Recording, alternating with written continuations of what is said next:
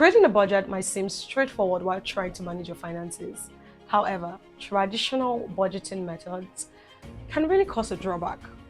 That's because most budgeting advice assumes that the individual has a stable income and expenses. But the truth is, these things actually do dictate your life, priorities, and it causes restriction most of the time. The goal of this video is to simplify money management and make it more enjoyable. It starts with understanding your financial goals and values. Start by asking yourself, what's most important to me? What kind of lifestyle do I want to live? And what are my non-negotiables? Once you have these three things at the back of your mind, it helps you process how you ought to live your life and not depend on paycheck to paycheck. Because that's what most of us are doing, right? We rely solely on the next paycheck. When will this coming? When will that coming? And there's absolutely nothing wrong having paychecks coming in. But the most important thing is knowing how to manage that paycheck better. And I hope more individuals view living paycheck to paycheck as inherently negative. And if you are amongst them, I would encourage you to do better and just pay attention to this video. The first most important thing you want to do is to review your pay stub. The freelancer girls know this because every money spent should be marked back to your income. Every single money spent should be marked back to your income.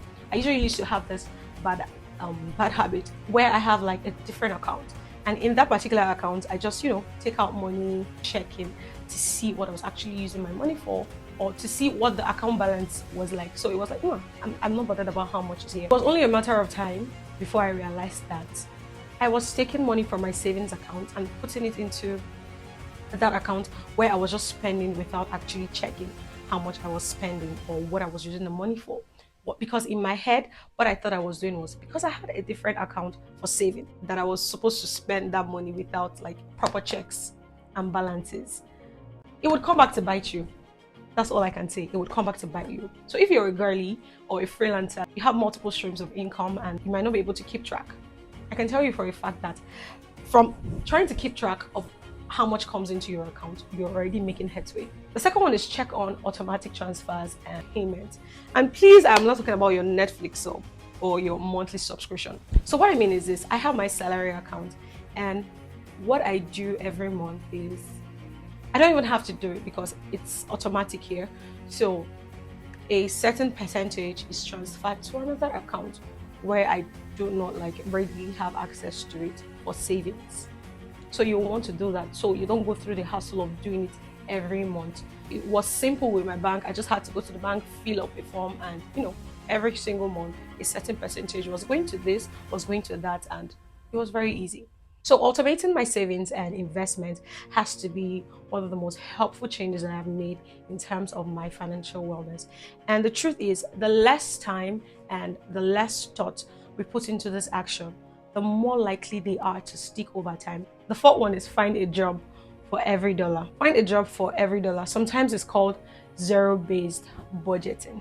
So in my head, for every penny I spend, for every purchase I make, there's an income for it, right? So I think this is just another word for having multiple streams of income, and not just any kind of income, substantial streams of income.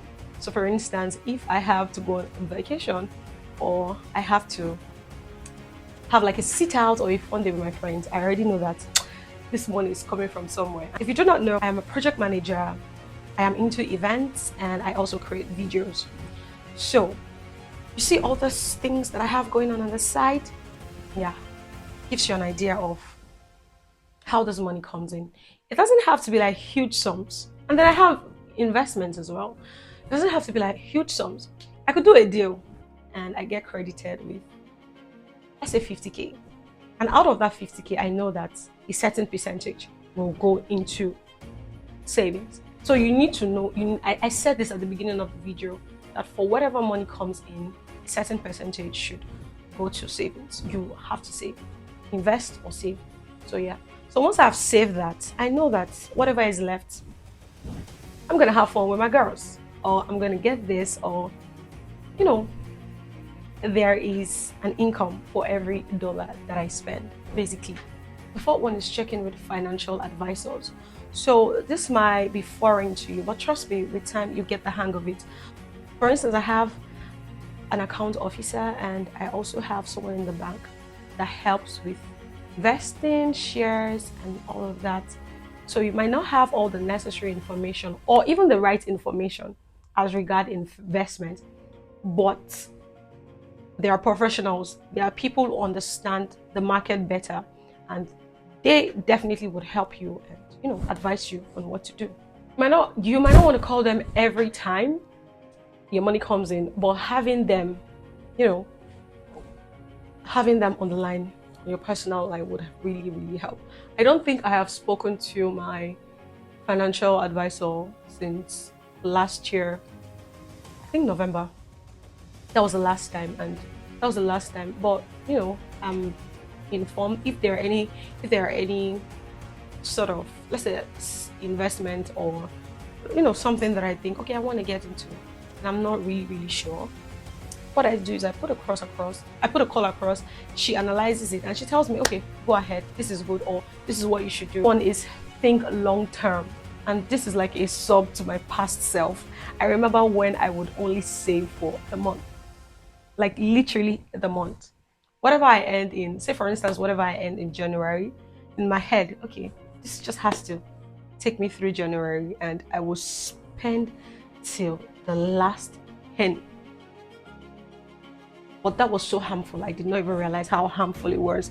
And then I now proceeded to thinking yearly goals. And from yearly goals, I am now thinking like long term, my future. I don't have children yet, but I'm already thinking about my children, trust funds, and all of that. Nothing crazy. I don't want to start overthinking and trying to oversave.